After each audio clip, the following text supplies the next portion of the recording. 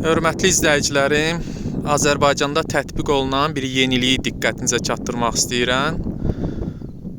İlk dəfə yeni Bakı-Quba-Rusiya Federal sərhəddi ödənişli avtomobil yolunda 130 km sürət həddini göstərən yol nişanları qoyulub. Bu, Azərbaycanda səhv eləmirəmsə bir ilkdir. Bundan əvvəl maksimal sürət həddi 110 km sürət, yəni 110 km idi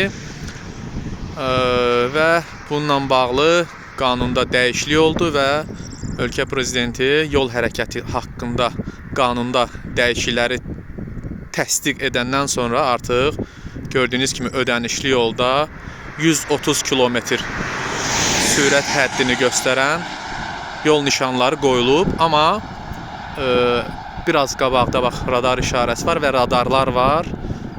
Radarlar işlək vəziyyətdə deyil. Yəni sürət həddinə görə hələ ki bu yolda cərimə tətbiq olunmur və o radarların nə vaxt işləyəcəyi ilə bağlı da hələ ki heç bir rəsmi açıqlama yoxdur. Yalnız o bildirilib ki, radarlar işə salınandan sonra bu barədə ictimaiyyət məlumatlandırılacaq.